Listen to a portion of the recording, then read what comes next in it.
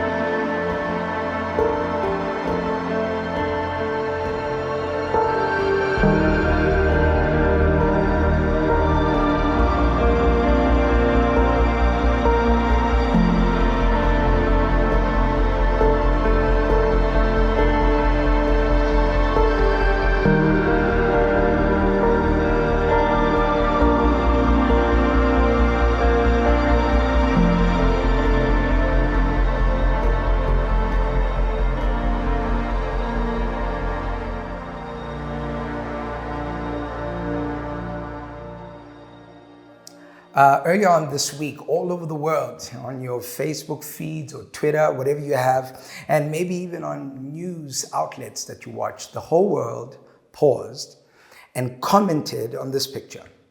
This is a picture of Will Smith after he had just slapped comedian Chris Rock. Regardless of what your take is on this moment, the whole world debated this picture. What happened? Why did it happen?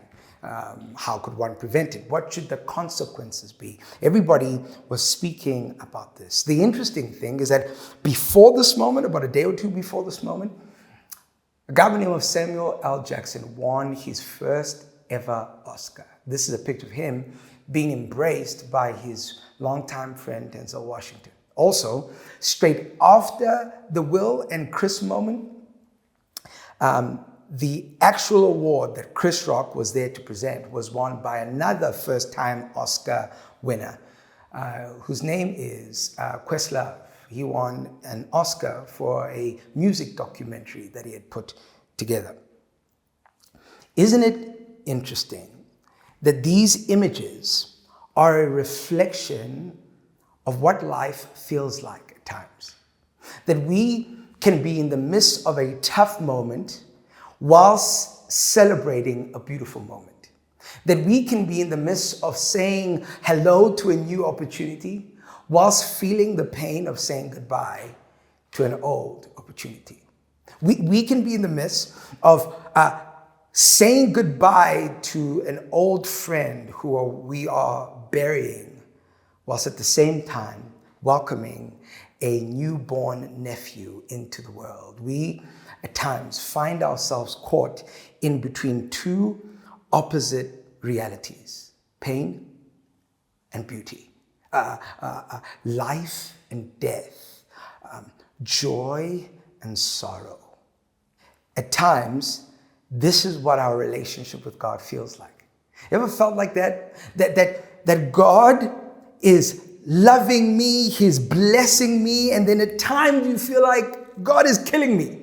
Like he's taking something from me. He's pressing me in a direction that I'm wrestling with. All of this happening at the same time, that I am thankful for that which is being blessed upon my life. And I'm also like confused at that which I feel like God is taking from my life. In fact, the best interpretation of these kind of moments is found in Job chapter 1, verse 21. The writer of Job says this, is that the Lord gives and the Lord takes away, but blessed be the name of the Lord. You see, the reason sometimes we struggle to grasp this reality is God tends to be linear in our view, but God can do both. God can be both giving and taking from you at the same time, but blessed be the name of the Lord. See, today's text is going to feel like this tension. It's going to feel like God taking and God providing. This text is going to feel like God commanding and yet promising. And we're going to have to hold the tension of God's holiness and grace all at the same time. And we do well to hold this tension by a big word called faith. You see, this is where this text is going to introduce us to what faith is, what faith looks like in the midst of life's challenges and changes. So if you have your Bibles, turn with me to Genesis chapter 22. And today we're going to be looking at Abraham and Isaac. The last couple of weeks, we've been looking at Abraham's relationship with God as it pertained to the covenant that he received from God. Then we also looked at Abraham meeting the priest king Melchizedek, and how Abraham radically responded to the blessing that he had received. Abraham needed covenant. Abraham needed a blessing. And what we're going to find is that Abraham needs a sacrifice.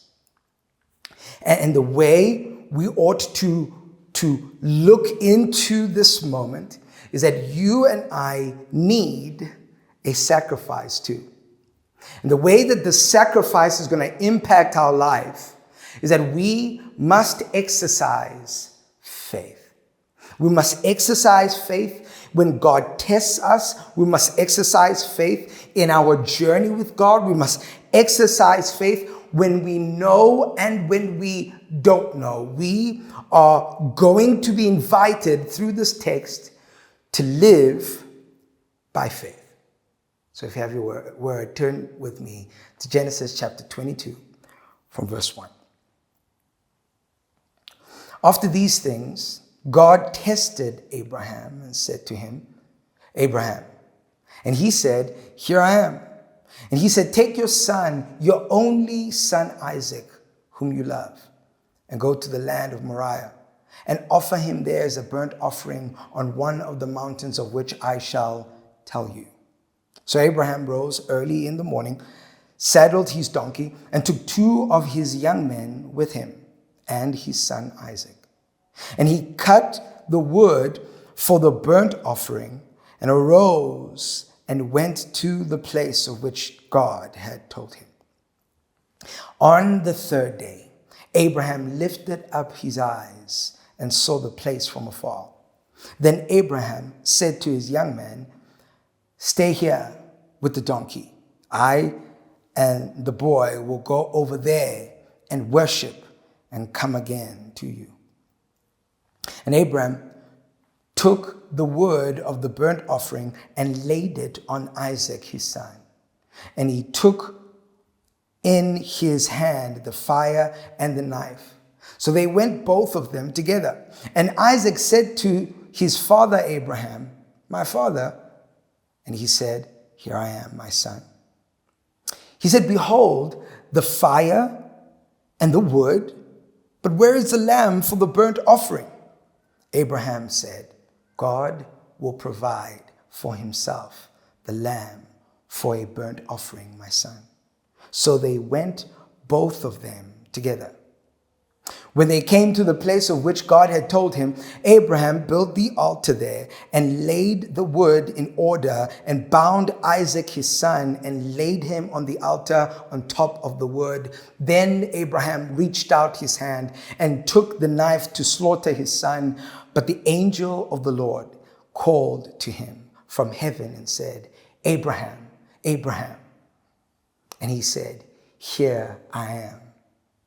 He said, do not lay your hand on the boy or do anything to him. For now I know that you fear God, seeing you have not withheld your son, your only son, from me.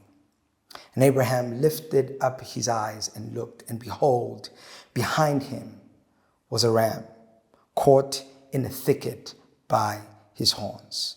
And Abraham went and took the ram and offered it up as a burnt offering instead of his son. So Abraham called the name of that place, the Lord will provide. As it is said to this day, on the mount of the Lord, it shall be provided.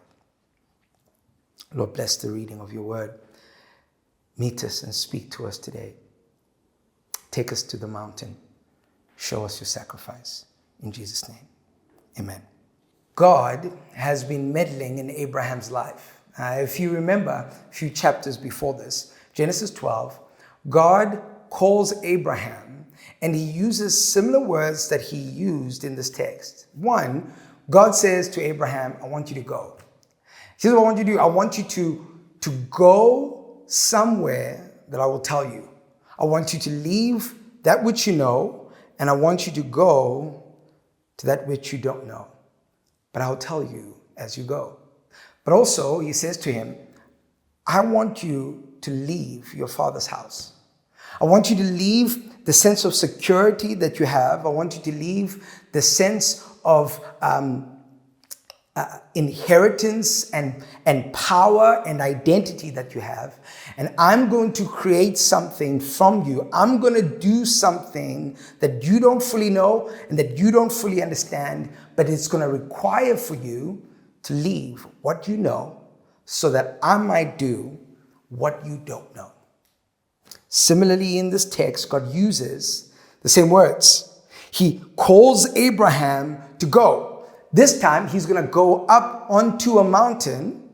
And this time, God will show him, God will tell him where exactly he should go. I want you to leave the familiar, Abraham, and I want you to go to the mountain, to the unfamiliar.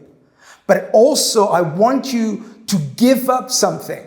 Like you gave up the significance of your household, the safety, the sense of I am significant. I have identity here. I want you to give up the significance of having a son. And I want you to offer up your son to me on the mountain that I shall tell you. Leave the unfamiliar, offer up something, but go to the unfamiliar. I'll tell you along the way. God is meddling with Abraham's life.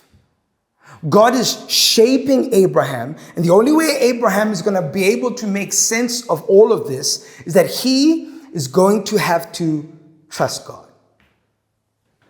So Genesis 22 verse 1 starts off by saying, after these things, this is after Abraham, who at the age of 75 or 4 encountered God for the first time, and his wife was barren. And now God had promised him that he's going to give him a child.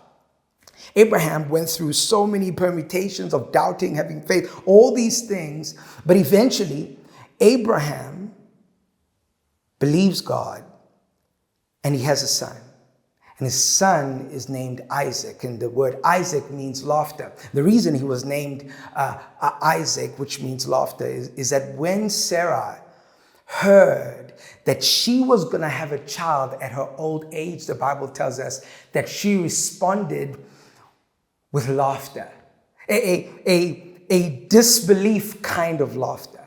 And so as a way of God kind of adding 1 and 2 together, this child is called Isaac. A combination of joy and a laughter that was birthed from disbelief. Amazing. After these things, God tests Abraham. Now, in Proverbs chapter 17, verse 3, it says this. It says, the crucible is for silver, and the furnace is for gold, and the Lord tests hearts. In other words, the crucible tests silver to make sure that it's authentic, to make sure that it's of right value. And the furnace tests gold to make sure that it's pure gold, that it's authentic gold. And what the furnace is to gold, what the crucible is to silver, so the Lord is to the human heart.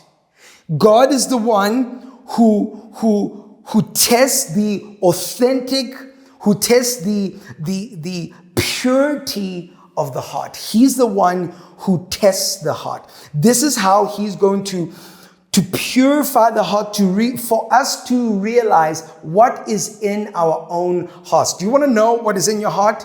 Encounter God. Somehow in encountering God, ask Isaiah. He met God and he said, man, I am a man of unclean lips. What's happening? In him encountering God, God is being like a furnace that is testing, that is revealing the reality of the purity of one's heart. This is what God is to you, what he is to me, and here's what he's going to be to Abraham. God himself is about to be a furnace to Abraham's faith. How does he do this? He calls Abraham to sacrifice his son. What is the nature of this test, right? What is the nature of this test that God is giving Abraham? Now, in order to understand this test, in order to understand this text as well, we have to understand the culture. Did Abraham hear God as saying, Abraham, kill your son? That's not what Abraham was hearing God say. What Abraham was hearing God say is, Abraham, go and offer your son up to me as an offering. This is important because in our day and age, our way of life is very individualistic. We consider success based on the individual's efforts. In those days, success, significance, security was all considered around the family. And so if, for instance, a member of your family did something that was shameful, the whole family experienced the shame. If they did something of good report, the whole family experienced the blessing of their good deeds. And so family was everything. And in a culture where family is everything, to not have an heir, to not have a child is terrible. Because to not have a child, particularly a male child that will follow the parents, to not have a child meant that you lacked a sense of social significance in the community. Because you are the one who doesn't have somebody who will continue the name, somebody who will continue the lineage and the inheritance of the family. Sarah and Abraham being barren was a massive deal. And Sarah and Abraham having a child, having a son, was an incredible deal. It's possible that their sense of significance, their sense of security was now guarded by the fact that Isaac was born. And Isaac has grown. At this point in time, Isaac is probably like in his early teens or something like that, or slightly older than that actually, right? He's been around for a while. The parents are confident that the name of the family is going to live on, and the significance that now that they've gained by having the son is going to be secured. Go sacrifice your son, Abraham. Offer your son up to me. Give me your sense of significance. Give me your sense of security. Give me what you consider to be life. Give it to me. Give me the promise. Secondly, how Abraham would have understood this, again, would not be to murder, but to offer up his son as an offering. And the reason this would not have been crazy for Abraham, right? As much as it was painful for him, the reason he would not have considered this crazy or outside the character of God. Bear in mind, as we've gone through this whole series, what we are very aware of is that God is against people offering up their children to gods, right? God is against harming your children in the name of serving God. So what on earth could God be meaning in this moment? Or is it contradictory to all that we've been speaking about? But here's the thing. In order for you to understand this text, you must understand the spiritual and the contextual significance of the firstborn son. You see, in a family culture, the firstborn son would receive a double portion, if not all of the inheritance, so that they might take care of everybody in their family. The firstborn son was critical to the well-being and the success of the family. But because of sin, what we know in the Old Testament is that God continuously reminds the people that the life of the firstborn belongs to me. We find this in Exodus chapter 22, in Numbers chapter 3, in Numbers chapter 8. God is continuously saying, because you have sinned against me, because you have participated in sin, sin has wages, and the wages of sin is death. And as a result, the firstborn children of each family are now going to belong to me.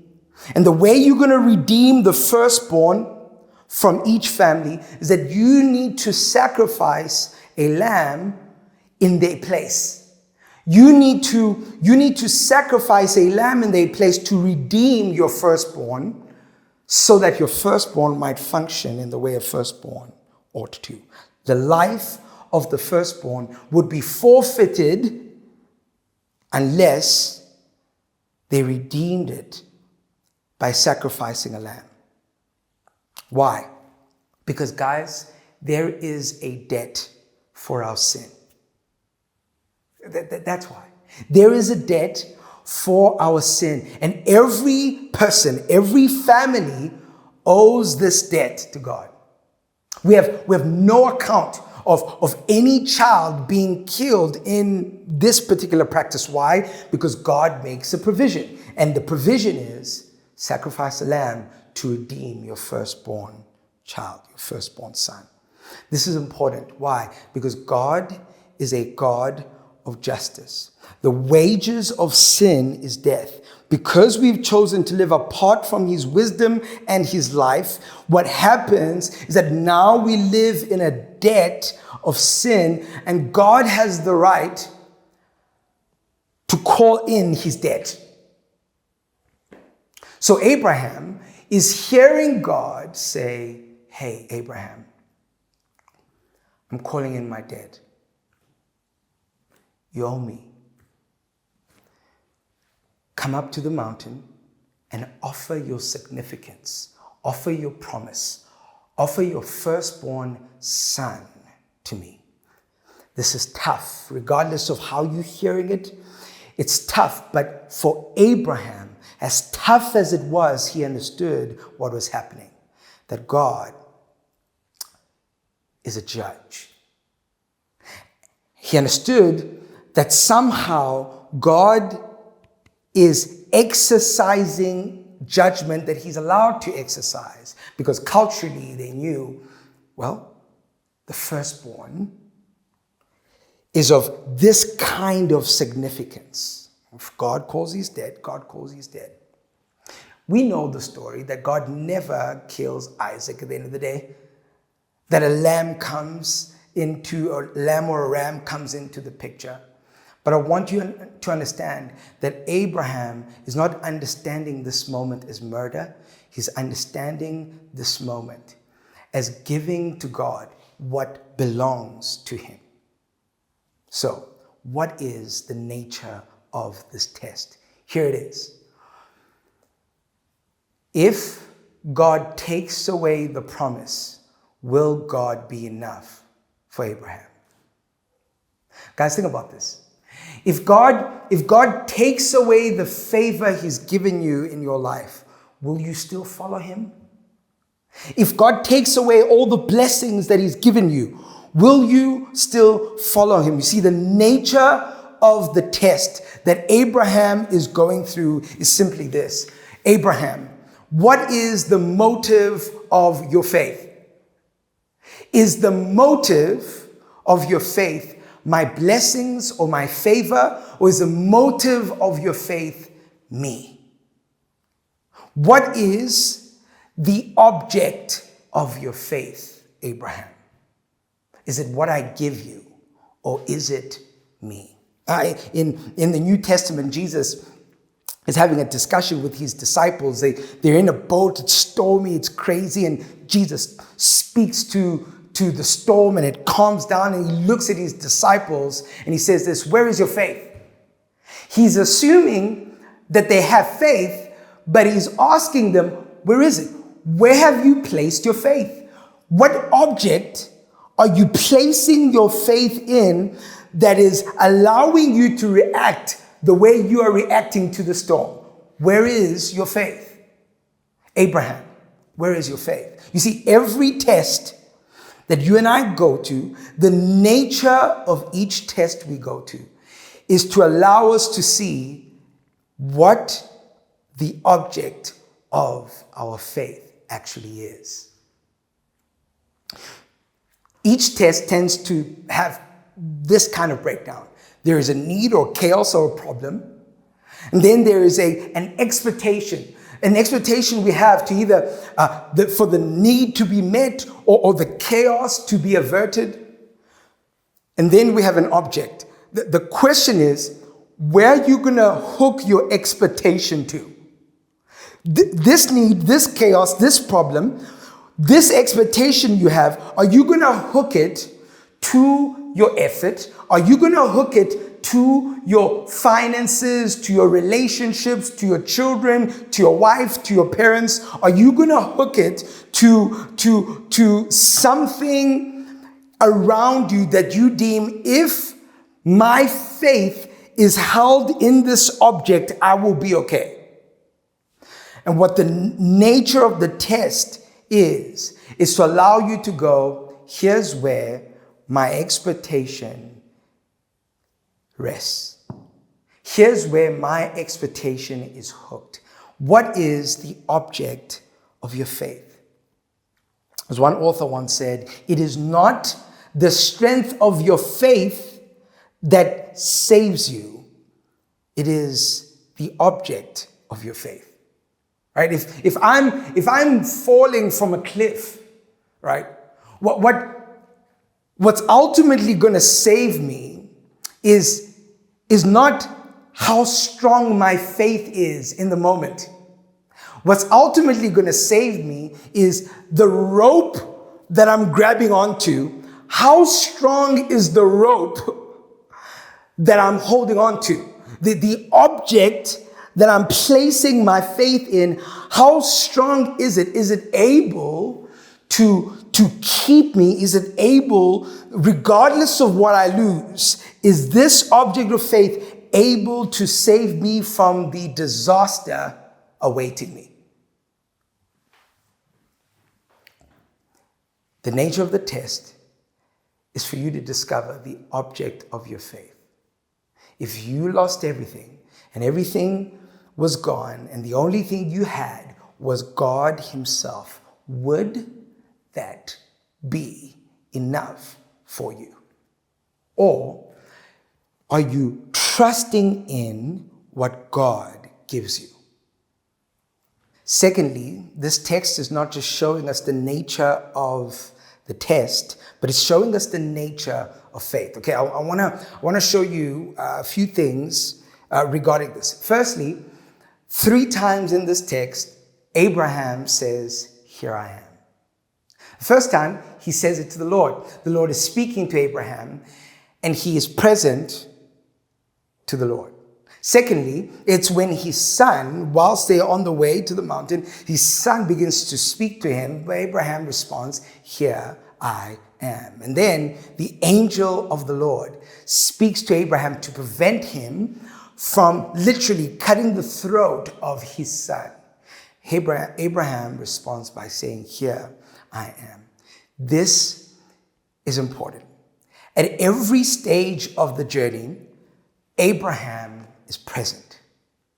He's fully present to the degree that he's able to hear God calling him to go. He's able to hear his son questioning what's going on. He's able to hear the angel prevent him from sacrificing his son.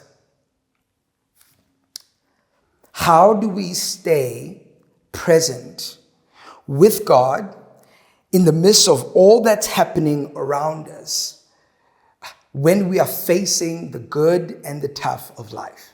Here's how. Faith. Faith. Faith allows us to not only hear God, but you also perceive the situation in front of us. More often than not, what we are dealing with when we are faced with facts in a given situation is not just the facts, like my son is asking me, where is the sacrifice? What we are dealing with is the perception of the facts. You ever had a robbery in your home? You see, what's bothering you is not primarily what was taken.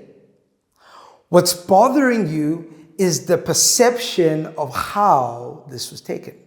That somehow someone had the ability to break into my defenses and disturb my security. And what's bothering you as the weeks go on after the break-in is, will it happen again?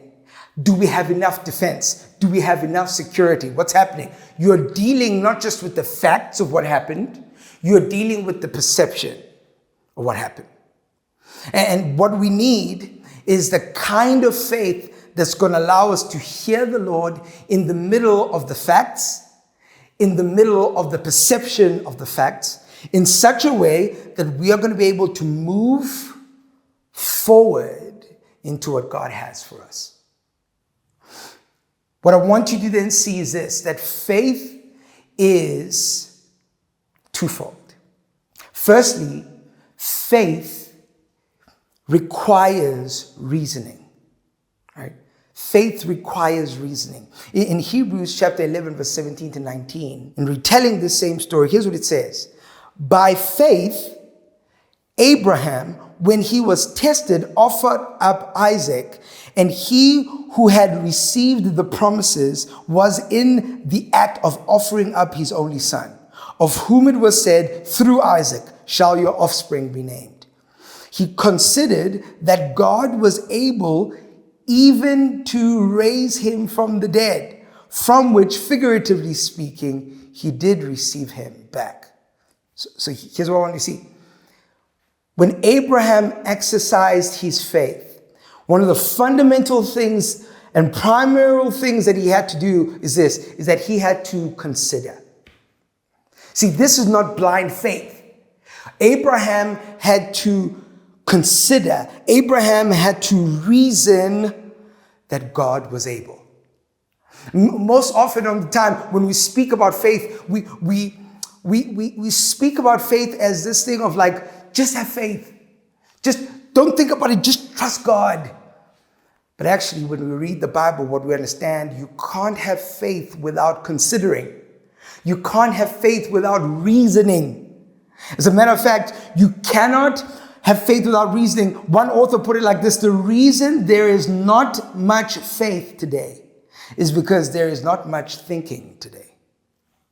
That actually, in order for us to experience the kind of faith that the Bible calls us to, we must first think. We must first reason. We must first consider who God is. In Matthew 6, interestingly, when the people around Jesus is busy teaching them, and he's engaging the anxiety of people's future. They don't know how their future will look like. And watch what Jesus says in Matthew 6. He said, guys, consider the lilies. Consider how God takes care of the flowers. If God is able to take care of the flowers, how much more will he take care of you? What is he saying? Are you struggling with anxiety? Are you struggling to have faith? Think. Pause and begin to consider who God is and what God has done. Timothy Keller puts it like this: what Jesus is ultimately saying is that people with little faith or no faith tend to react instead of think. There are people who let their feelings and circumstances rule over them. Consider. And what we're meant to consider is, who is God and what has God done? Who is God? Abraham is considering that this person who is calling him is the same person who promised him a son and delivered on his promise. He's considering this, right? And prior him receiving a son, Abraham considers that this individual who is calling him to leave his household to go to a place where he doesn't know, and he will receive a son, though barren, what Abraham is considering is that the one who is speaking to him is the one who spoke creation into existence. Think about this. When you consider that God spoke creation into existence, that God spoke things that aren't as though they are, and they became. When I'm faced with an impossible situation and I begin to consider who God is and what he has done, that reasoning allows me to come into a place where I begin to trust him in the midst of the facts and the perception of the facts. To reason is critical to having faith. Abraham didn't just reason, but it also tells us that he obeyed, he acted. Hebrews 11 verse 8 says, by faith, Abraham obeyed when he was called to go out to a place that he was to receive an inheritance. And he went out not knowing where he was going to go. So watch this. Abraham is uncertain about the future. But he goes because by faith, right? He's taken his expectation and he's hooked it on something. He's hooked it on the reality of who God is and what God has done. And because he's hooked his faith on a reasoning, because he's hooked his faith on a reality of who God is and what God has done, he begins to act like God is going to do what God has promised him to. So what does he do? He begins to walk into uncertainty because he is certain about what he's reasoned in his mind. I've reasoned that this God is faithful. Therefore, I am going to be faithful in my obedience to him. I am acting not because I'm sure about where I'm going. I am acting because I am clear about my reasoning of who this God is. This is why the Bible tells us that the just shall live by faith. The just shall live by faith. What does this mean? That the just are going to live in this life having reasoned who God is and what he has done, and are now going to live in the midst of the facts and the perceptions of the facts as though they've already experienced what God has promised. They're not fully sure, but what they're sure of is that God is faithful. Years ago, my wife and I jumped on a plane and we went to South Korea. When we landed, we'd never seen snow in our lives. I was in shorts. It's terrible. So cold, can't remember minus what degrees. But every time autumn comes, there are these beautiful flowers that come out in South Korea. Literally you move from this dense snow everywhere. Everything is white. Okay? And then out of nowhere, autumn comes and these pink, beautiful flowers blossom everywhere. And literally people come out of their homes to experience these beautiful flowers that are blossoming, and literally becomes a whole activity and festival around these flowers. To have faith is to live in the snow knowing that the flowers have already blossomed. Hear me. Right? To have faith in Jesus is to live in the present knowing that this Jesus not only is resurrected, but is the ruler of the New Jerusalem. And now I live in the present, fully aware that the future, because of the resurrection, has broken into the present. So this is what it would look like, right?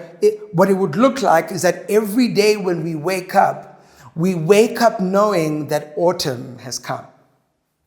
And so we wear different clothing from everybody else because we are living in the reality of autumn. Everybody around us is wearing warm clothes because it's winter, but faith is walking into the winter having experienced the autumn. And therefore you wear autumn clothes. And everybody around you goes, why do you live the way you live? Well, it's because I live by faith. I am living out of a kingdom that I've experienced. I am living out of a kingdom that I've experienced through reasoning and through tasting. You see, I had to consider who God is. And as I considered who he is and what he's done, this faith allowed me to enter into an experience that has broken into time. You see, the fact that Jesus died and rose again now means that the realities of the New Jerusalem have broken into our world. And just as Jesus was able to come into a chaotic world and forgive others of their sin and bring about peace and deliverance and wholeness and healing, what was happening is that now there was this upside down kingdom that had broken into the now, and Jesus was living, demonstrating the reality of the kingdom. We wear our autumn clothes because we live knowing that autumn has come.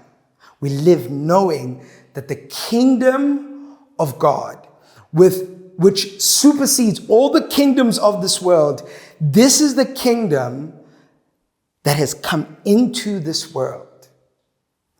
And so when I live my life, I live by faith, not only because of what I've reasoned, but I begin to act based on what I've experienced of this new kingdom. I put on new clothes in a world that has different clothes. Why? Because I live by faith.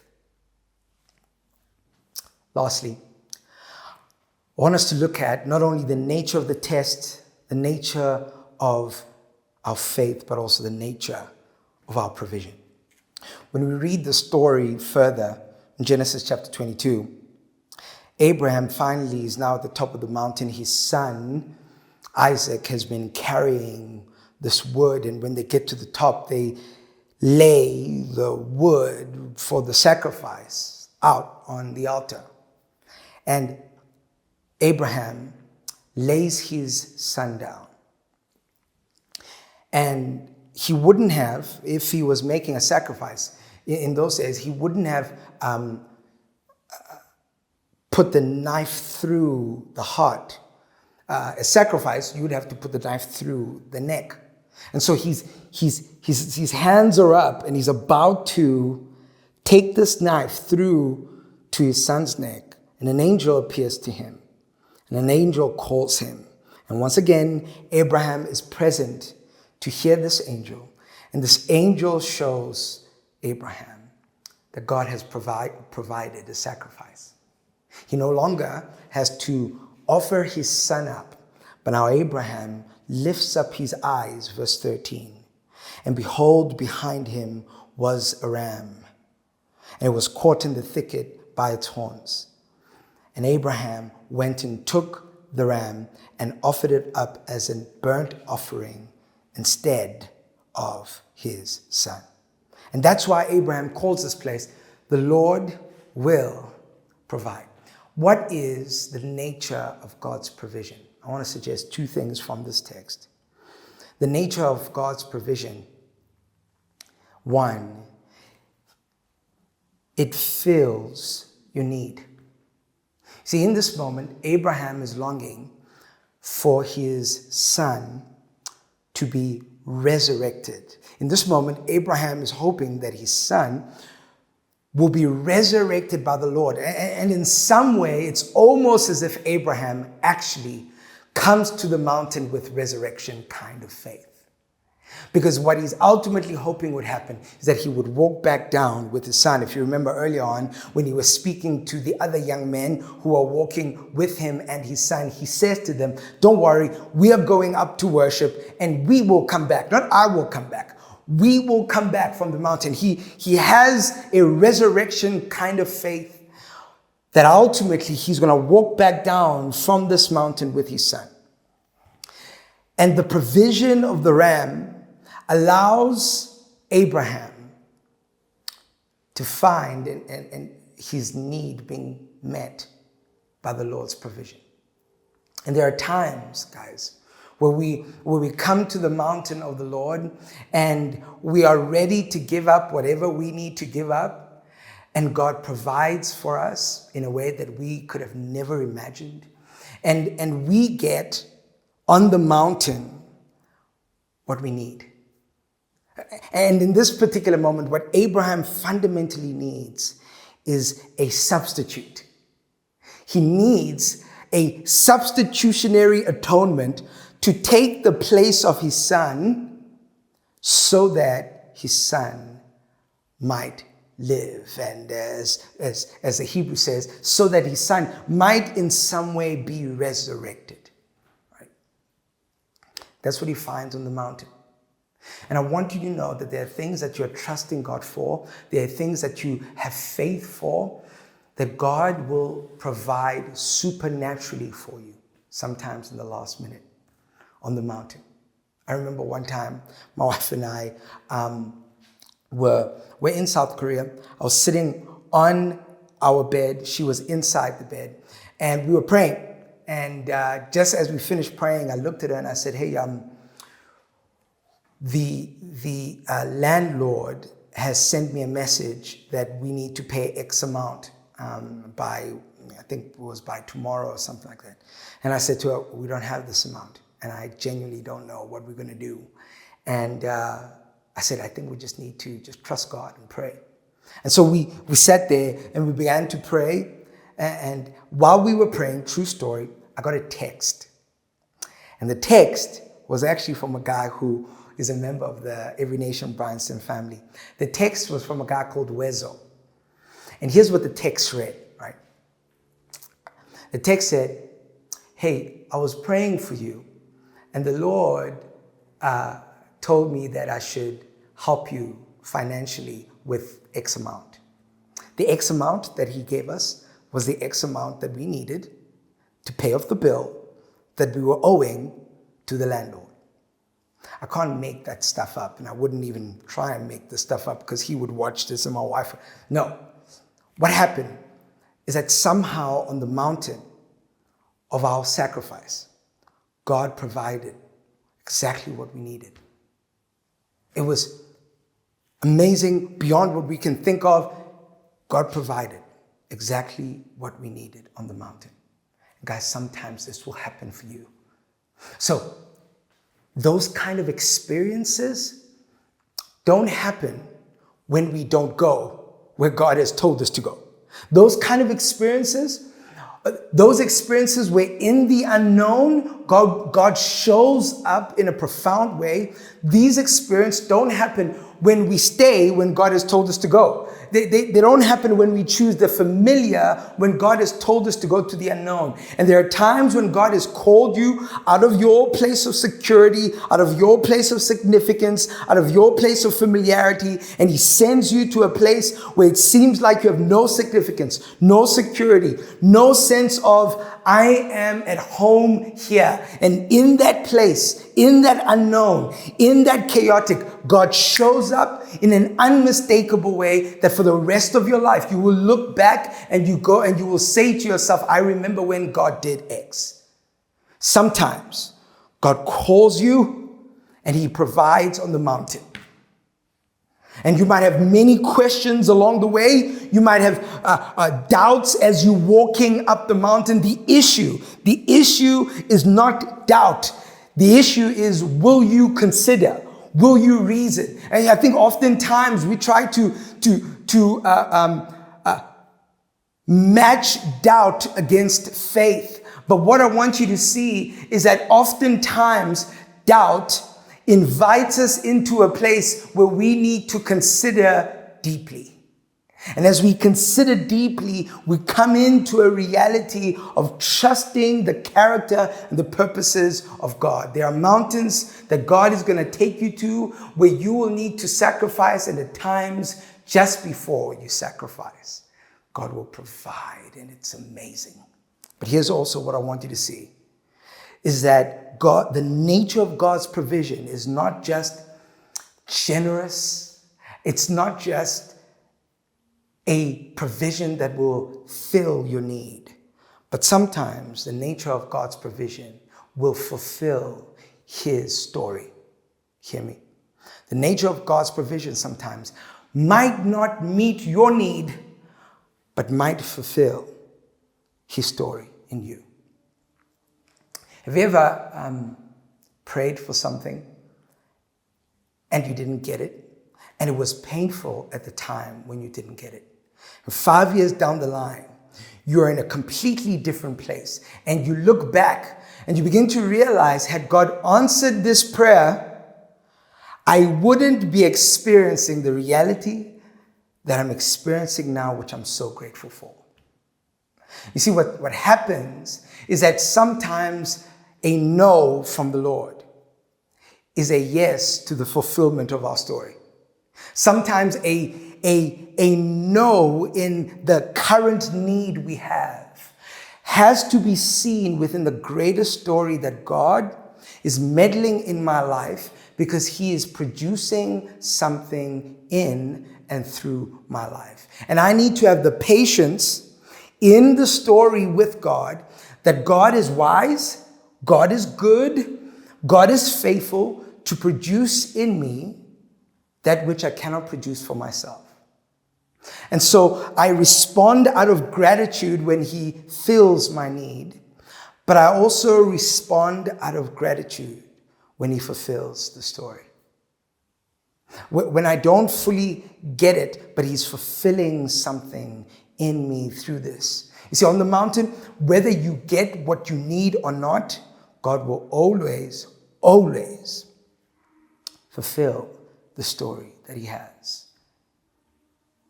In this particular moment, what you ought to see is how God is fulfilling a story that in its ultimate setting is going to be fulfilled by Jesus. Consider the parallels between this story and Jesus. On one hand, Isaac was Abraham's only begotten son, whilst Jesus was God the Father's only begotten son. Abraham loved his son. God the Father declared that this is my beloved son in whom I am well pleased. Abraham led his son up the mountain, whilst the will of God the Father led his son Jesus up his mountain. Isaac carried the wood upon his back that he would be sacrificed on. Jesus carried the wood upon his back that he would be sacrificed on as well. Isaac laid down his life and did not fight back for the will of his father, just like Jesus laid down his life and did not fight back. Do you understand that the Bible says that Jesus knew that he could just call upon the legion of angels and they would come in one word, but he chooses not to fight back. Why? Because of the will of his Father. But there's one thing that we cannot parallel, is that you see on the mountain where Abraham was, God the Father provided a substitutionary sacrifice for Isaac. Isaac lived because God the Father provided a lamb. You see, unlike Jesus, we were destined to be the ones who hang on that cross. We were the ones who were destined to be the ones who suffer the wages of our sin, which is death. And so on the cross, God the Father does not spare his son. On the cross, God the Father allows his Son to be our substitutionary sacrifice. Why? So that we would live. He takes our place so that we can take our place in him. God's provision will either fill your need or fulfill his story over your life. Either way, you always have something to be grateful for. Why? Because God's provision is always present.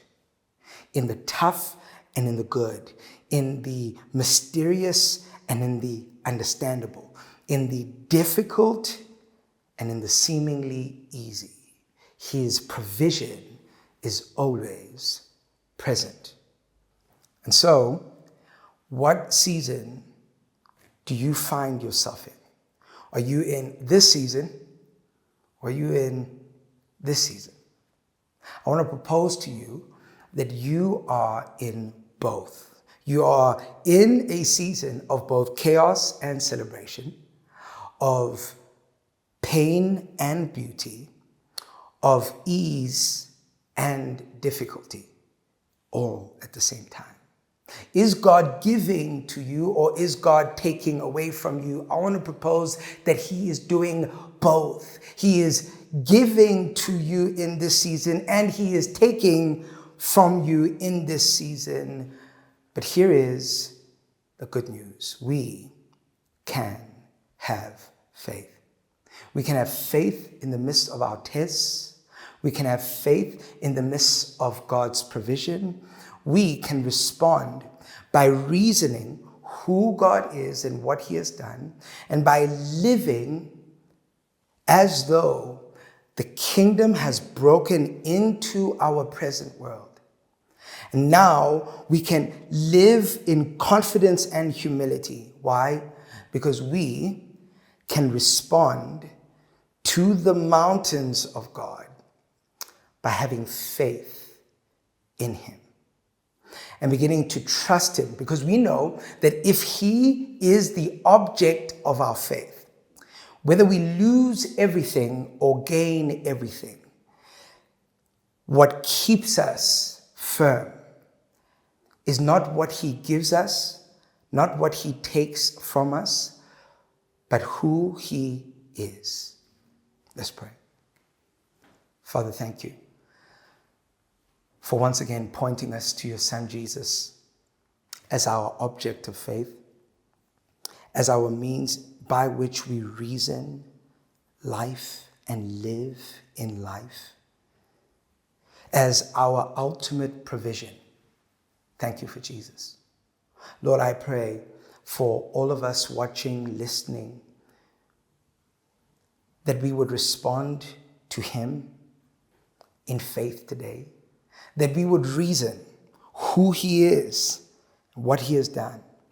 And I pray that this would bring us into an experience with him that will allow our lives to be changed forever. This I pray in Jesus' name. Amen. Hey family, thank you again for tuning in to our online service. Hope that sermon was helpful for you. Before we jet off, I want to encourage you to sign up for one of our Connect groups that meets at different times, different places, some hybrid, online and in person, all across the city. And so if you want to walk this journey of the story of God alongside other people who are learning and discovering Jesus, knowing him and learning to make him known, sign up for a Connect group and we'll make sure to plug you in over the next week or so. Also, if you want to take your next steps in the faith, maybe you've just made a commitment to follow Jesus, or maybe you've made a recommitment to readjust your life for where it has, and you want to re-anchor your faith in Jesus. We want to help you to take your next steps. Maybe some of you actually have been around for a while. You've been following Jesus for a while, but you want to refresh and firm up the foundations of your faith. We have a class called Pathways. This is our next steps class. It is meant to empower you to take your next steps in knowing God and making him known. So sign up for Pathways today. It takes place every Sunday at 2 p.m. online over Zoom with some fantastic leaders who are going to be helping you navigate through some content that is meant to inspire you to practically know how you can know God and make him known. So we're looking forward to having you in Pathways. As we do every single Sunday, we want to leave you with a blessing. May the Lord bless you and keep you. May the Lord cause his face to shine upon you and be gracious unto you. May the Lord lift up his countenance upon you and give you shalom, give you peace, now and forever. I'm losing my gravity. All the weight that holds me down. It's your love that lifts me out. You cross my security. This world has no more control. I'm renewed and I'm restored. I got no reservations as you take me higher. My life is elevated cause you make me move. And I'm rising up with you. Rising up with you. Rising up with you. Rising up with you. You take me high on the wings of your truth. Yes, I'm rising up with you. Rising up with you.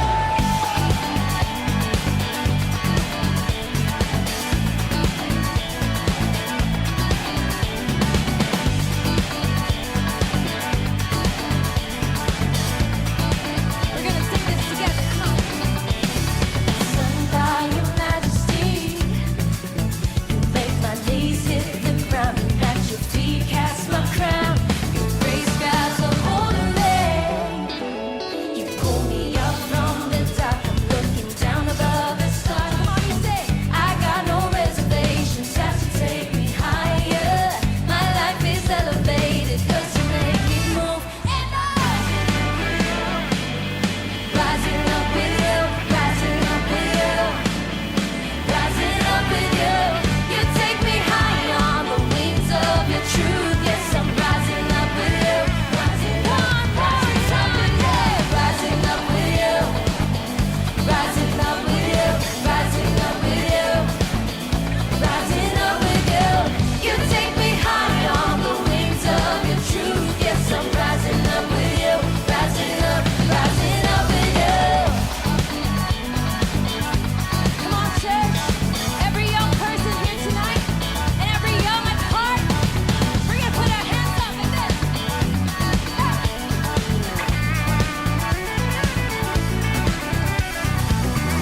Justified and now I'm standing in your grace.